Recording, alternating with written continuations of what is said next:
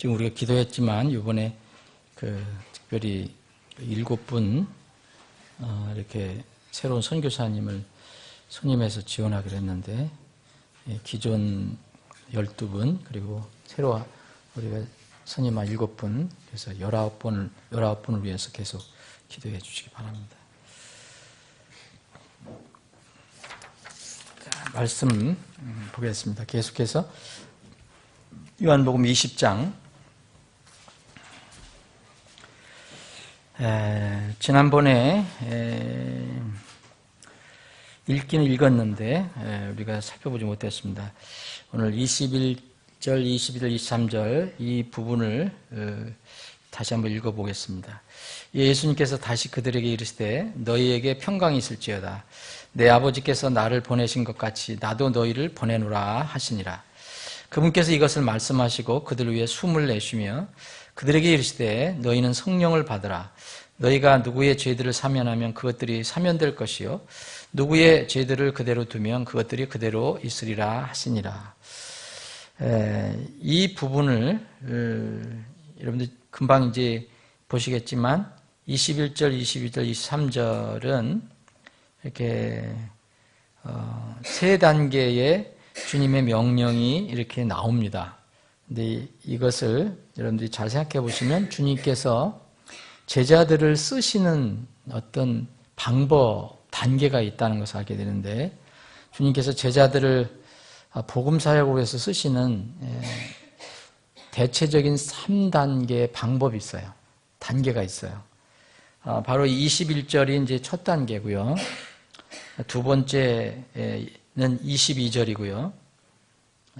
그리고 세 번째는 구체적으로 어떻게 하라는 그 말씀을 해 주십니다.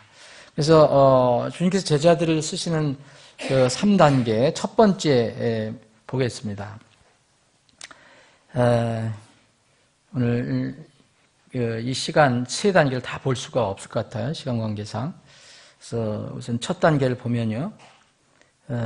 이 사람들이, 제자들이 지금 이 골방에서, 다락방에서 문을 걸어 잠그고 안에 있을 때, 두려워하는 가운데 있을 때 주님께서 이제 찾아오셔서,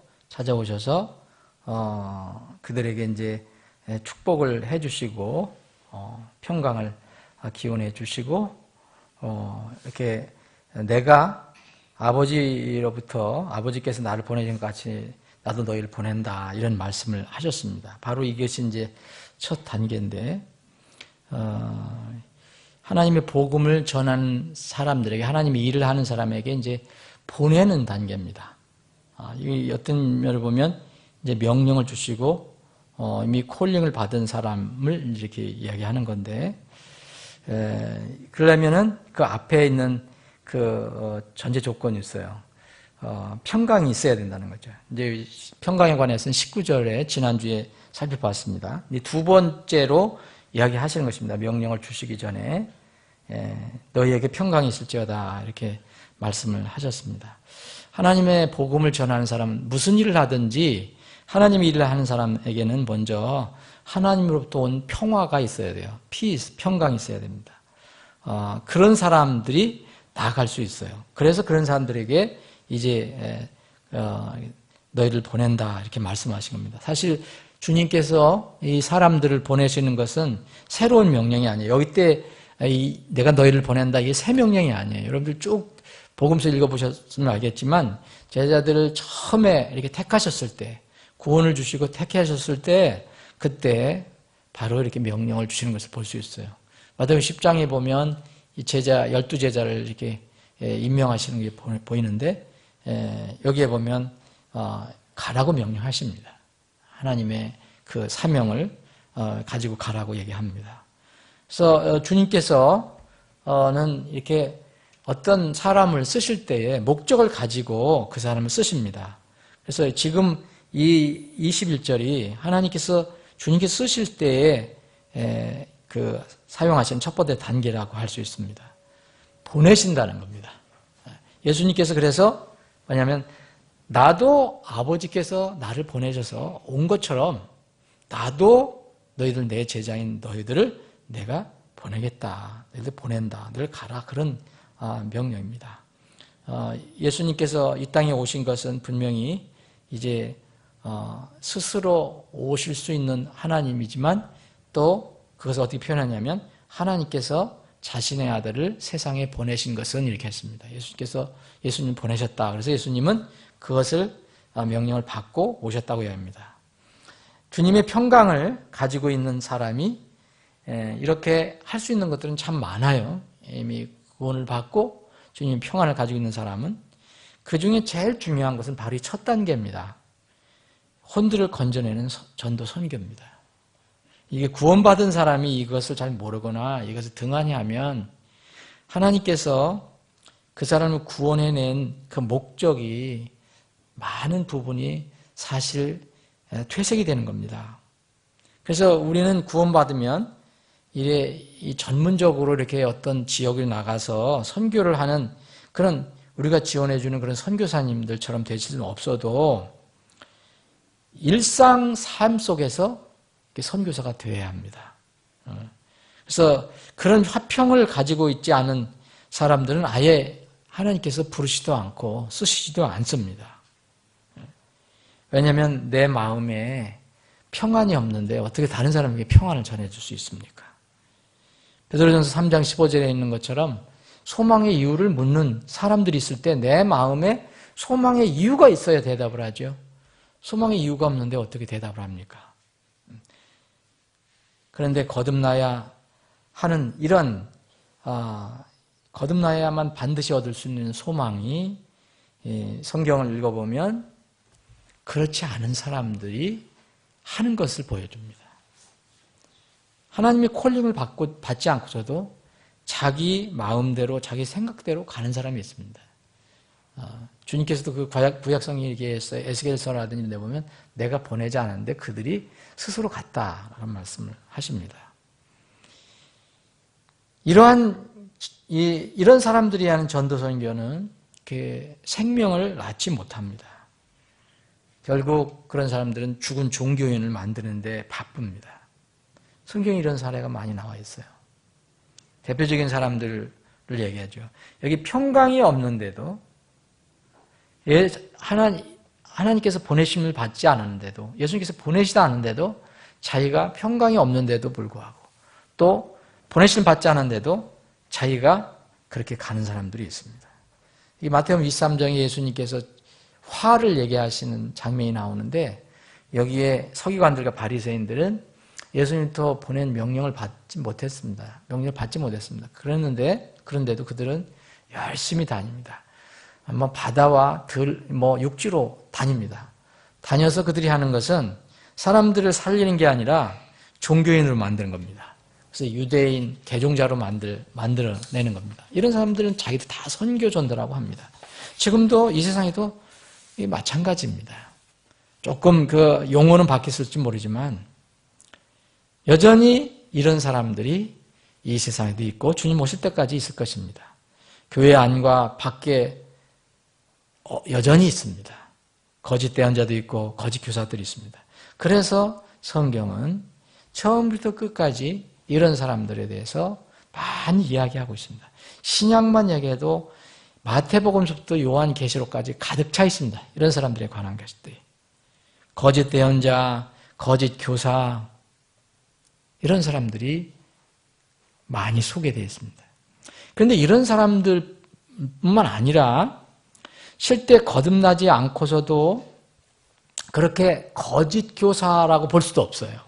거짓 대언자라고도 볼 수 없어요. 나름대로 진실하고 신실한 사람들이 있어요. 그런데 이런 사람들이 여전히 거듭나지 못한 상태에서 전도 선교하는 사례가 있습니다. 그런 경우에도 주님께서 사실 쓰시는 것은 아닙니다. 그 사람을. 다만 그 사람은 그 사람이 알고 있는 지식, 복음의 지식을 전할 때 하나님께서 때로는 그 사람이 전하는 그 말씀을 쓰실 때가 있습니다.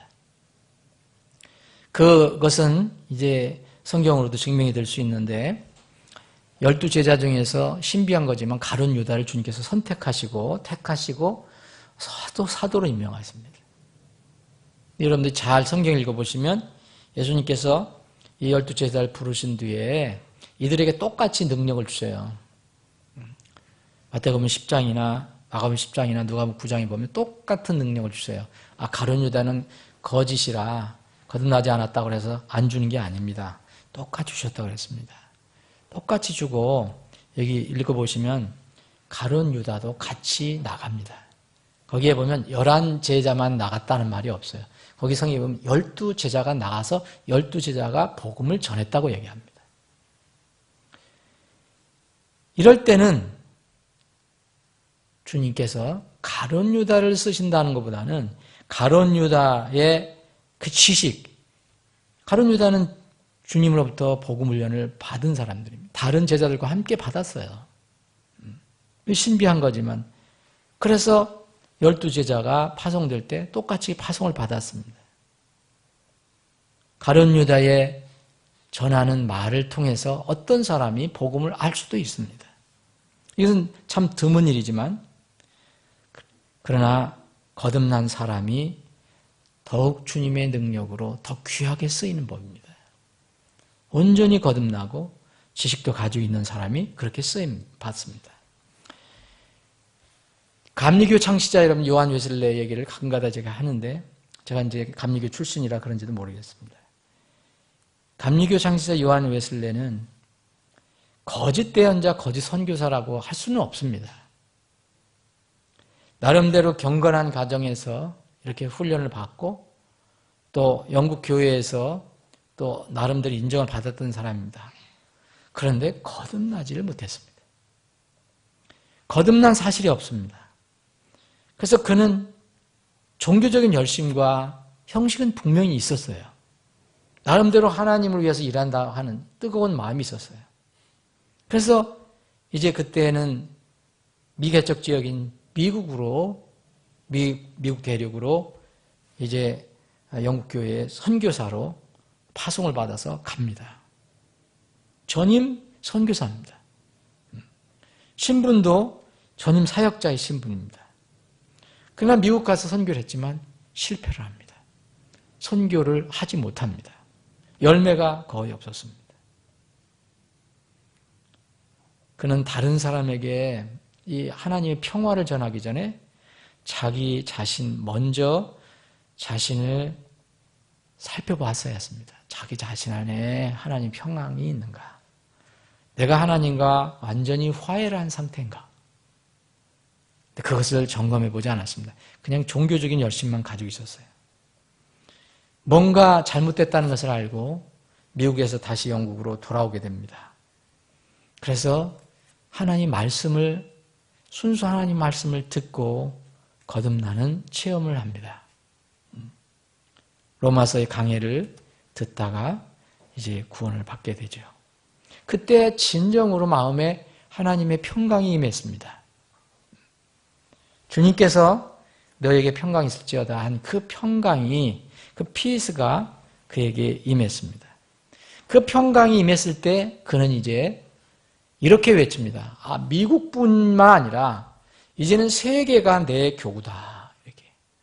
그래서 말을 타고 곳곳에 다니면서 복음을 전했습니다. 구원받고 나서, 거듭나고 나서 이 요한 웨슬리는 수많은 사람을 복음으로 건져냈습니다. 지금 감리교회는 많이 이렇게 그때와 많이 벗어나 있지만 그때 요한 웨슬레 시대에는 이 요한 웨슬레와 그의 그 동역자들을 통해서 수많은 사람들이 구원을 받았습니다.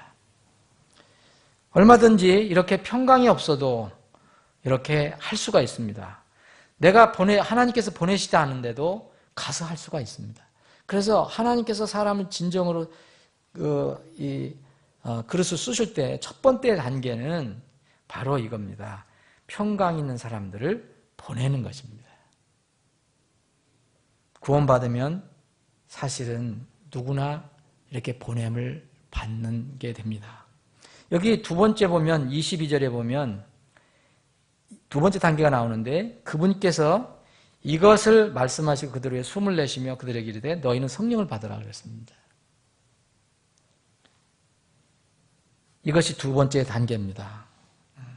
이 두 번째 단계는 이게 사실 생각할 것이 참 많습니다. 요 한 절에 여러분들 이걸 그냥 넘어갈 수도 있지만 여기에 어떤 면은 복잡한 여러 가지 생각할 것이 있습니다.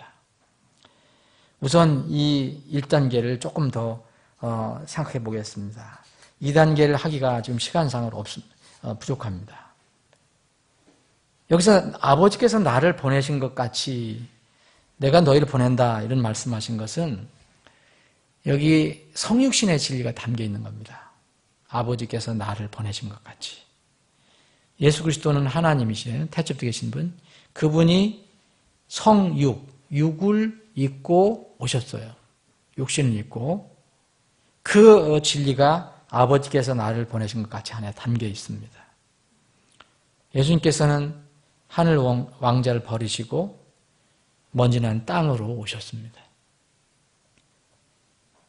하늘에서 내려오시지 않고도 사람을 얼마든지 구원하실 수 있는 전능하신 하나님이지만 사람 곁에 땅으로 내려오신 겁니다.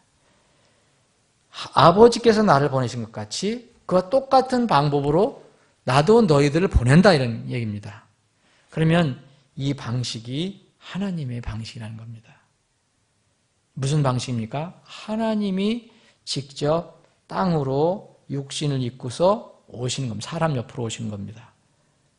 이것을 사람은 겸손하다고 그러지만 하나님은 어떻게 표현할지 모르겠습니다. 정말 낮은 자세로 임하신 것입니다. 이 방법은 대부분 세상 사람들은 좋아하지 않는 방식입니다. 그런데 주님께서 지금 말씀하신 것은 아버지께서 나를 보내신 것 같이 그랬어요. 그것은 내가 하늘을 떠나서 이 먼지나는 땅으로 임한 것처럼 나도 너희들 보낸다. 이건 뭐냐면 그 제자들 보내면 뭐 땅에서도 다른 데로 갈 데가 어디겠습니까? 너희들도 이런 방식으로 그들에게 가야 된다. 그런 말입니다.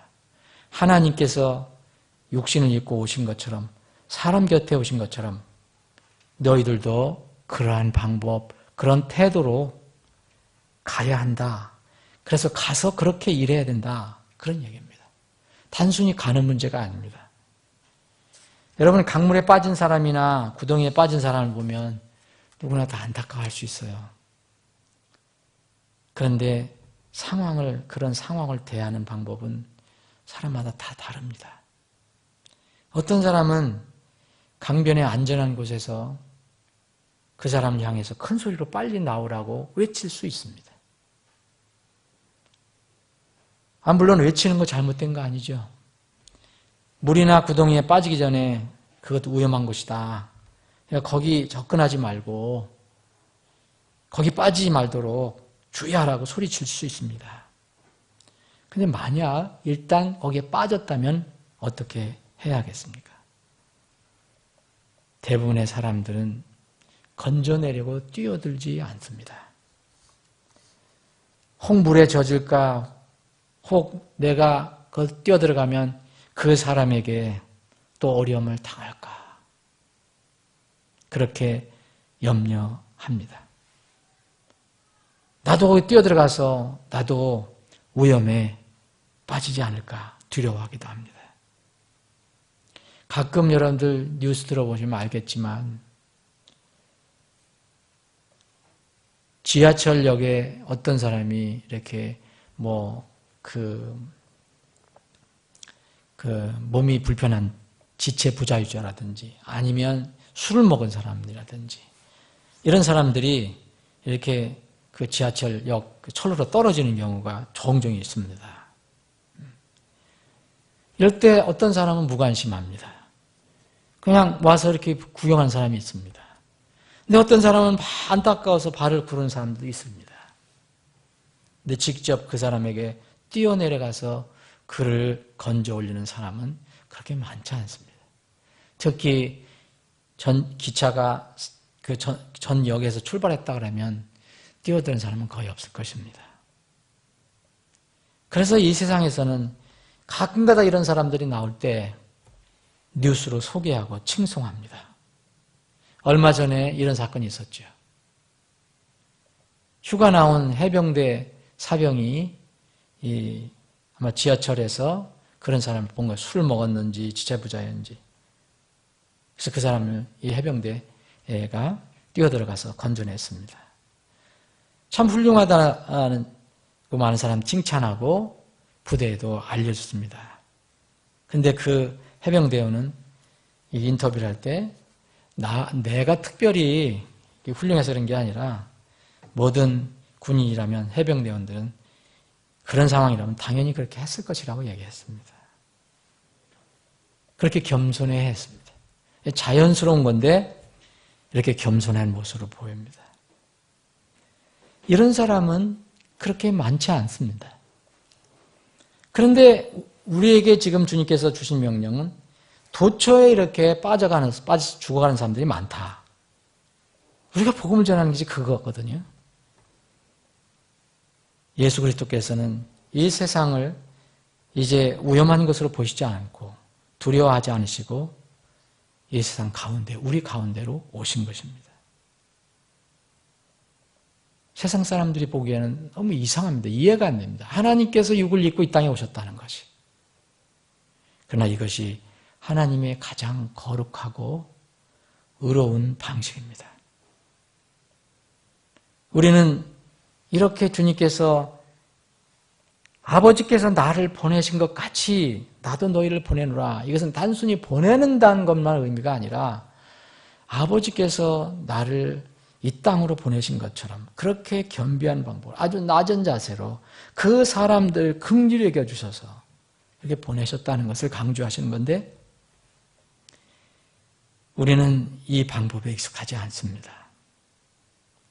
우리는 주님의 방식, 하나님의 방식을 따르지 않고 결과만을 우리는 안타까울 때가 참 많습니다. 복음 전도 대상자 늘 생각은 하지만 적당한 거리를 두거나 또 아예 먼 데서 이렇게 적당히 알리려고 합니다.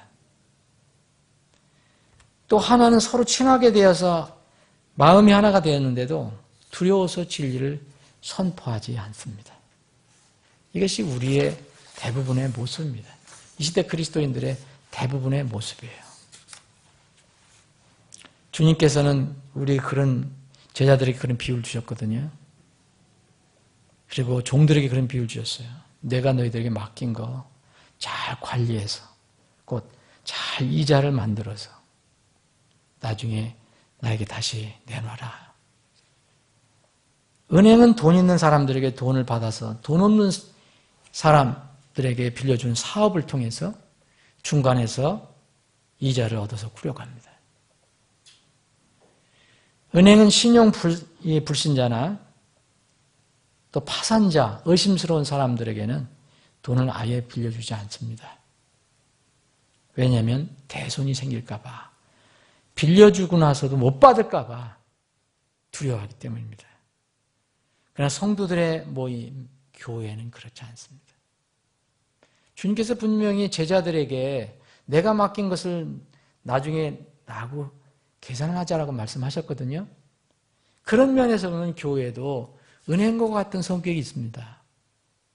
그런데 세상 은행과 같아서는 안 됩니다.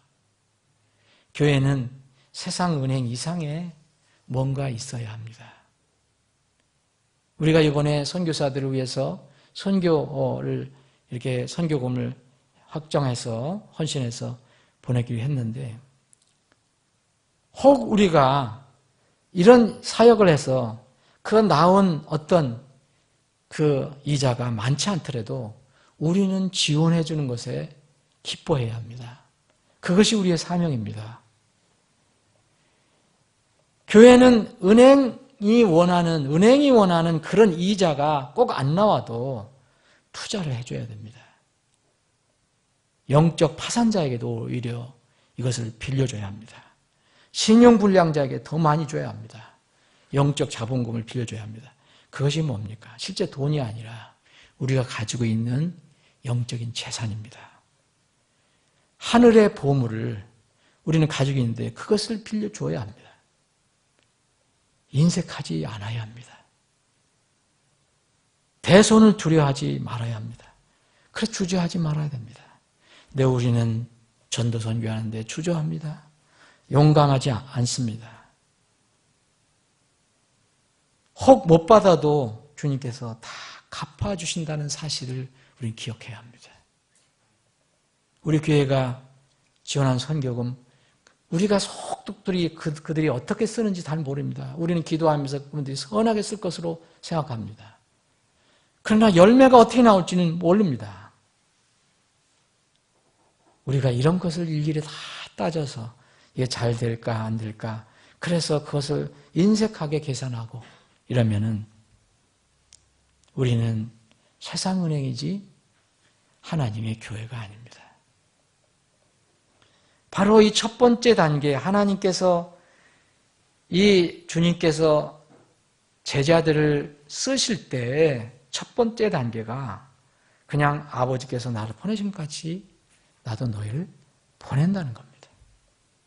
사랑하는 여러분, 여러분들과 저는 구원받을 때 이미 보냄을 받았어요.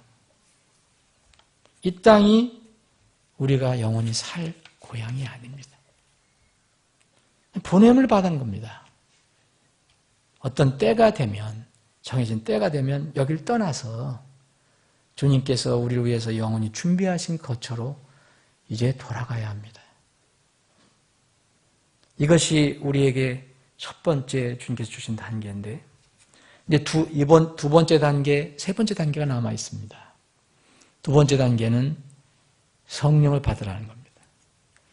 세 번째 단계는 죄 사하는 권한을 우리에게 주셨으니까 그것을 활용하라는 것입니다. 이 부분은 계속해서 다음 주에 살펴보겠습니다.